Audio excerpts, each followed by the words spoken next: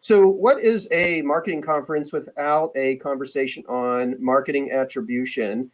We have an amazing panel of smart, experienced digital retail leaders to cover this evergreen topic. It has been such a pleasure to work with our moderator, Elizabeth Krause, who is the VP of Digital at Speedo. She has done such a great job getting this discussion organized. I can't wait to listen in. Please welcome Elizabeth Krause.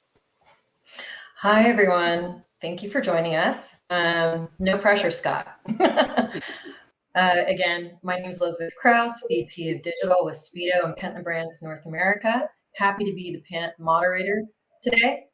Our panel's topic, marketing attribution in support of a full funnel strategy. And again, fortunate enough to have some amazing panelists representing online only, omnichannel, and B2B business models, giving us access to balanced insights on this increasingly important topic. Because as we all know, 2021 marketing orgs are going to face increasingly significant headwinds in being able to track spend efficacy across customer journeys and channels, as well as acquiring new audiences and businesses to brands.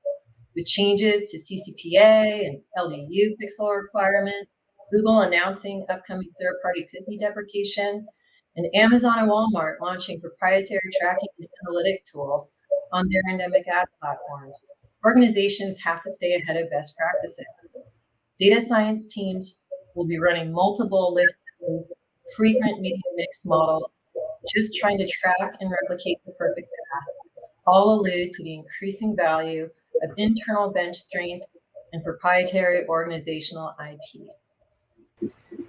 So with that frame up of our topic, I'll now hand over to some of our illustrious panelists and introduce themselves before I guide us into our first line of discussion.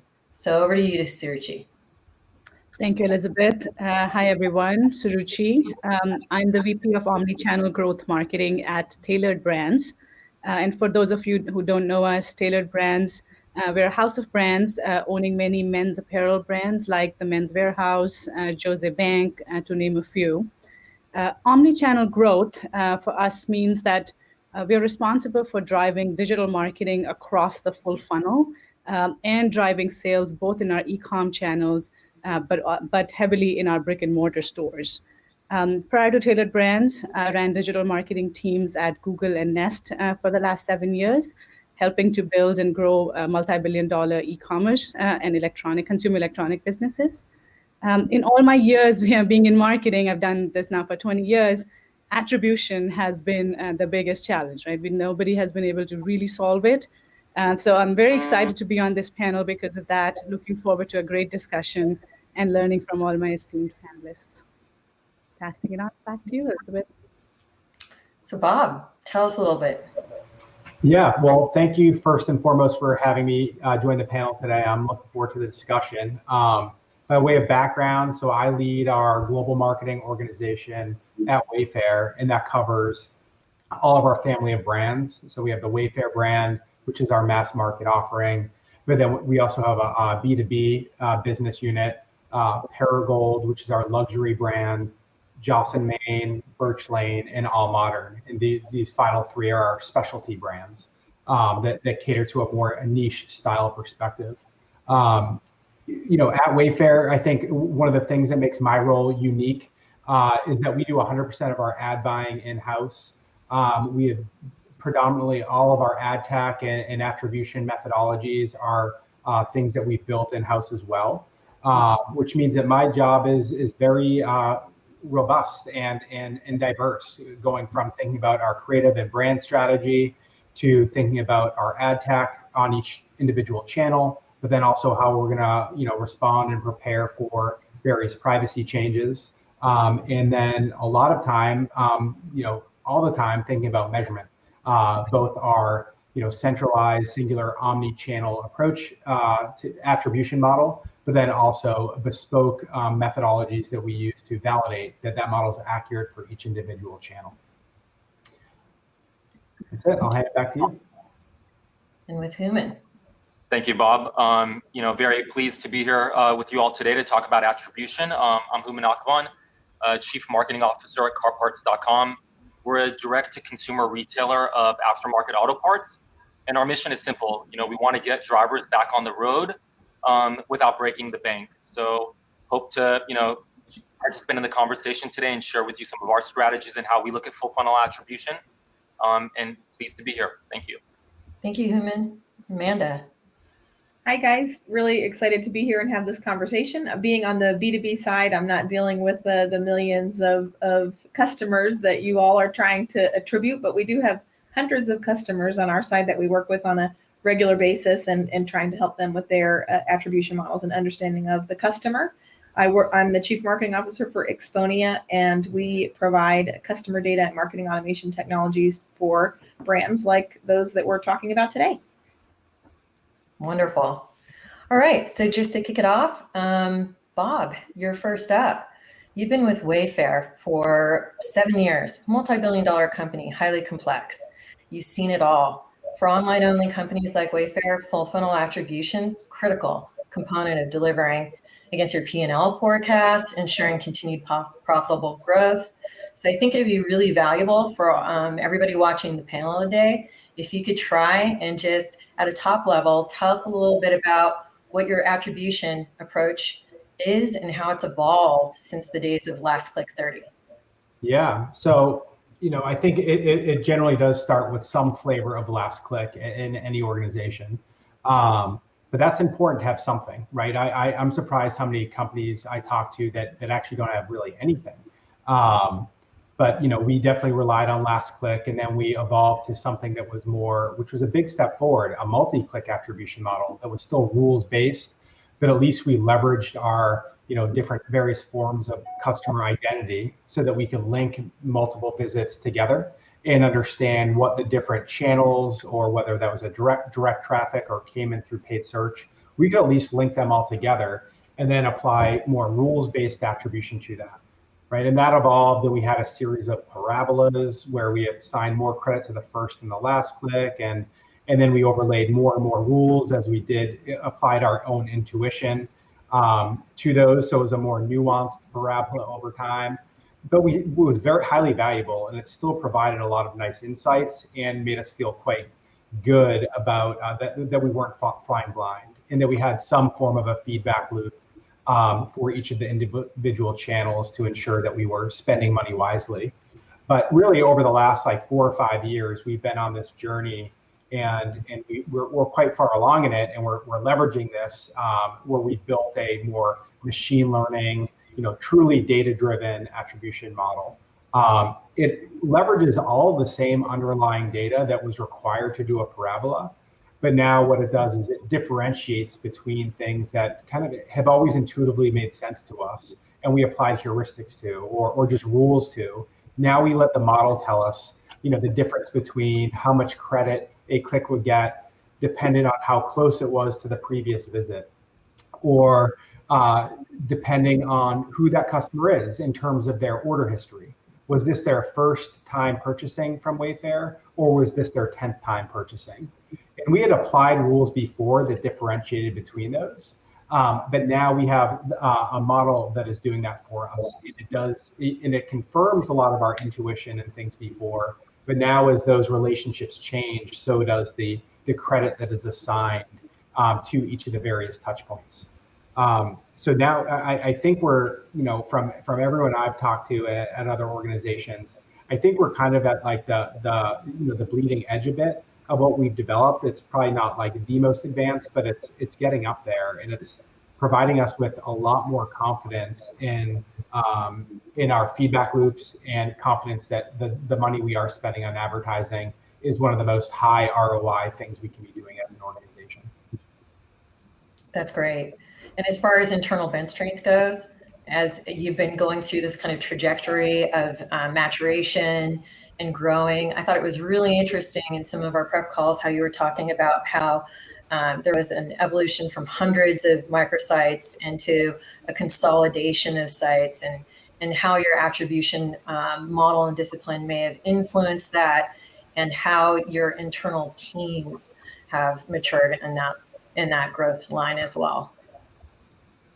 Yeah. I mean, I think it's just this, for me, I think of measurement and attribution as a always on work stream, right? It's a constant evolution of any good marketing organization should be always thinking about, how they're measuring each individual channel, each touch point, whether that's online, offline, television, physical retail, and never being satisfied with something being good enough. Coming back to it, having a healthy sense of paranoia, being very curious about what the data is saying, and then ultimately using your own intuition to form hypotheses that you can test to further improve the model and all that.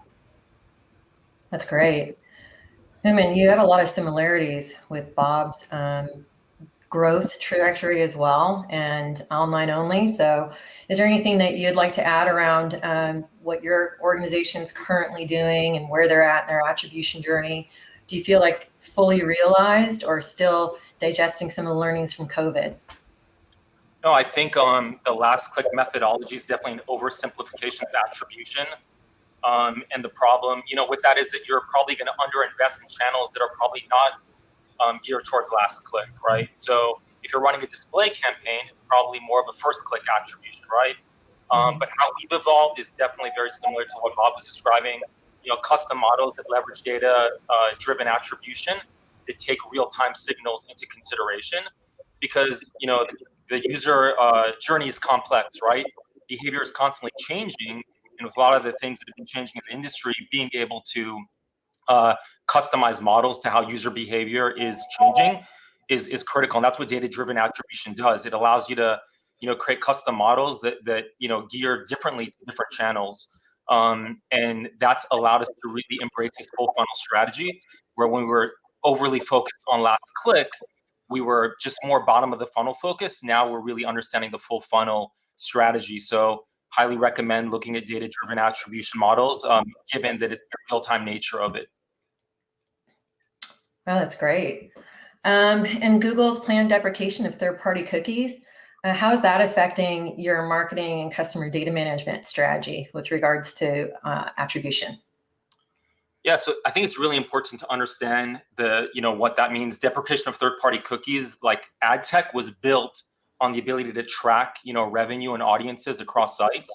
And with all the privacy, changes that are coming down, CCPA, GDPR, there needed to be a very privacy-safe way to acquire customers and target audiences. And I really take a customer-centric approach. Technologies are going to constantly change, but customers aren't, right?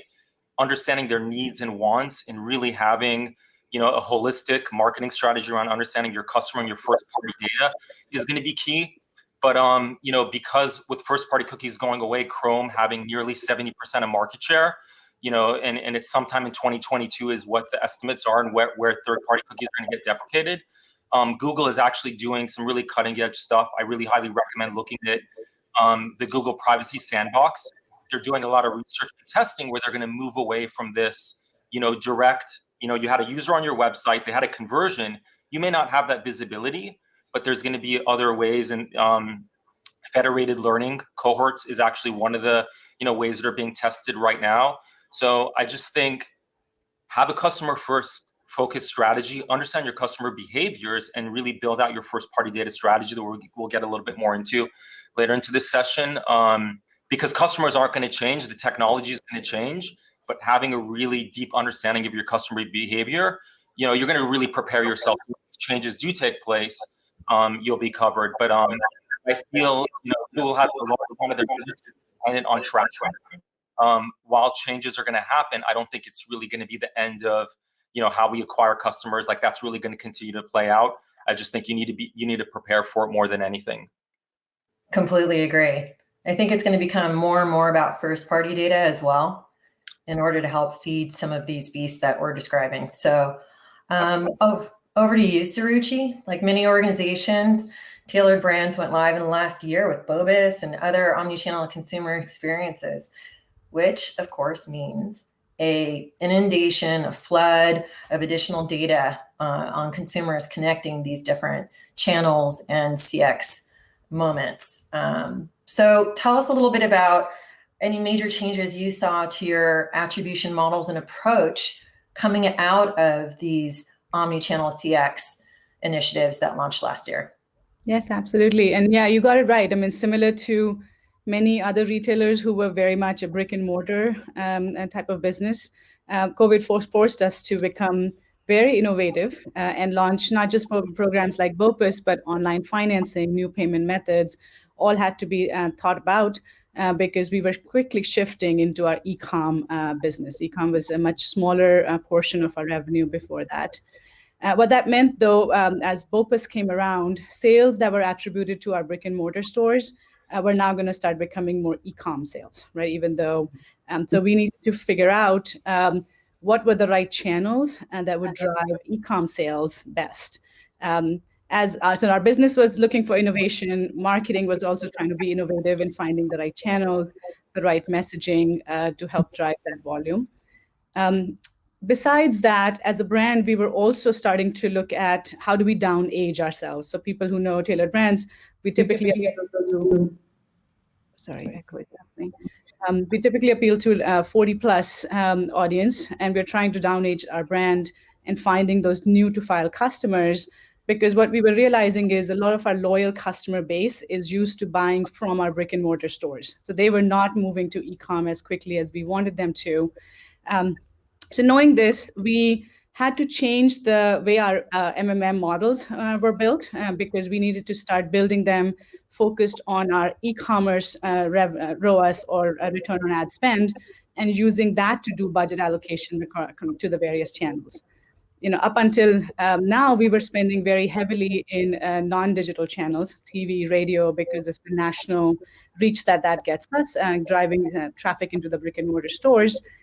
But now, last year we shifted, and some of our brands like Joseph Bank, we became fully digital because stores were just closing down. There was no reason for us to stay on TV. Because we were not so heavy on digital until the last year, we were not really measuring the impact of our digital channels on in-store revenue. So we had to bring in LiveRamp to help us figure out how to do the multi-touch attribution and give attribution to both e-com sales and in-store sales. And Houman, to your point, we are actually exploring DDA. DDA is a Google thing. So exploring that with them too, to see is that in addition to LiveRamp, because anybody who's used LiveRamp, it's a great tool, but has its own limitations too. So we always need to have multiple attribution models in place. The only other thing I'll talk about, Elizabeth, is besides the attribution and changing the channel mix, our biggest focus was on understanding our audience better, more than we'd ever done in the past. We had to go very deep into our segmentation and become very hyper-targeted, because what was becoming clear as the world was shutting down around us, all of our customers were moving online, not just customers, but anybody who we were trying to go after. And we were no longer just competing with the apparel brands. Anybody who was doing anything online became our competition. And the customer's bandwidth, the attention span is so limited that we had to really figure out not just the right relevant choice of channels, messaging, imagery, video, having the right product, the right price. Everything had to be super, super dialed and customized for our audience for us to get their attention. So those are the changes we brought in. I love it. We're already hearing some of these consistent themes around the importance that Google, DDA, and the platforms and tool sets are going to have increasingly going into 2022. But really, the main topic is around understanding the consumer and being able to tie the experiences and the channels. So Amanda and Bob, because there's a component of B2B there as well. But Amanda, from the solution provider side, in the B2B industry, can you tell us a little bit about your experience or view on trends in full funnel marketing attribution? Sure. So to speak quickly on the earlier point as well, I think everybody's brought this up, and the attribution conversation is no longer necessarily about the metrics that we can provide, although all of us on the call definitely geek out around the metrics. It's how do we create those individualized customer journeys at scale? And at the end of the day, how do we create more revenue for our company, regardless of what magic silver bullet campaign we can tell our CEO worked for us this quarter that we can repeat throughout the rest of the year. So I think that's good. That's the theme that we're talking about, even in the midst of an attribution conversation. But we work with more than 700 brands across the globe, and these stories have been consistent with the customers that we're working with. One of our customers really went through this offline online transition as well, and they took what was formerly at least an ability to use that online data in their offline stores to customize the offline experience. So if you had an abandoned cart or you viewed a product, it's a furniture store, and you came in to then look at the furniture. How do they use these in-store consultants to take that online data and personalize your offline experience? If you can think about what happened then post-COVID, now they don't have the offline experience. So how do they give that online consultation service that their customers had become to know and love? And they were able to do that. So they took that concept of the offline and online connected and tried to create kind of what we're doing today, this in-person virtual consultative experience. So I think brands are continuing to evolve, and I think all of you have provided amazing stories of that. On the B2B side, a lot of our interactions have been digital. If you guys think about how much you want to avoid talking to salespeople as much as possible, most of what you learn about technology providers is often online. And the challenge for B2B attribution is that we're not just dealing with a husband and wife or two partners or a kid and a mom or something like that. We're dealing with multiple buyers inside of an ecosystem. And so tracking all of those activities and then trying to attribute a campaign over a 6 to 12 month buying cycle is incredibly difficult. I'm sure we could all share a glass of wine over several horrible attribution stories, but I'd say on the B2B side, we haven't had quite the disruption that you guys have had on B2C. But saying the word attribution still creates nightmares. That's wonderful. Thank you. Really appreciate that. Houman, over to you. What do you see as some common attribution mistakes and thoughts on how marketers can be mindful to avoid? And how has the pandemic influenced that? Yeah, so I preface that is, there's always going to be reporting platforms, and they're going to report on revenue and try to tie it to some marketing activity. And I think don't always just trust a number that's in front of you. You really need to understand what's going on behind that number. So a great attribution pitfall that I would share is, and this applies to most retailers, we had an affiliate program for many years. And over the years, our affiliate program became coupon sites, right? And one, you're not only giving commissions, to the affiliate networks, you're giving it additional discounts. And if you look at it on a last click basis, wow, this channel looks amazing. You get revenue coming in, the cost that you're spending because it's performance-based, it looks great, it looks profitable. But if you really go a step deeper and really understand the customer behavior, they're in the checkout, they see a coupon code, they're likely to go back to Google, search for coupon codes, not only click on an ad, click on an affiliate site, and come in, and now you're hurting your margins.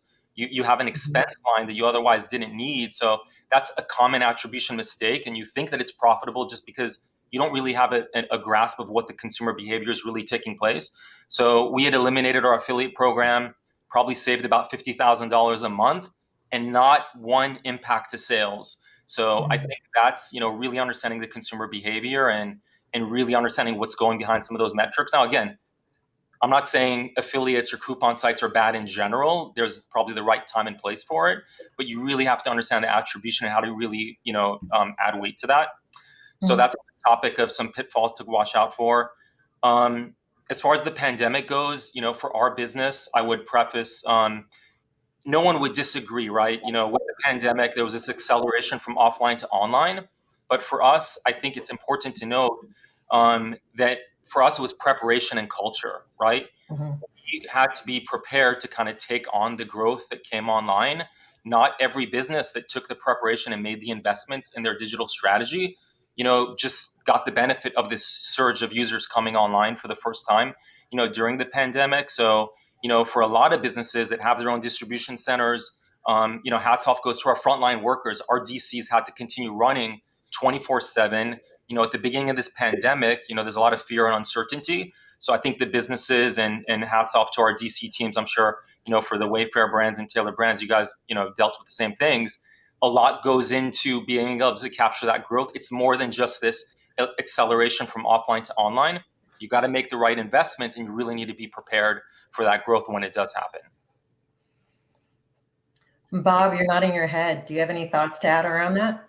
Well, I just want to say how much I loved Houman's example of the coupon sites, because that's a very similar example that we had here years ago. It was like the first year I was here, I kind of dug into that and to confirm my hypothesis that it was less incremental than the data would say it was. And we indeed found the same thing, that it was generally those clicks were coming after people added to cart. We ended up able to keep them on, but the incentive for these coupon sites went to zero if it was an existing customer.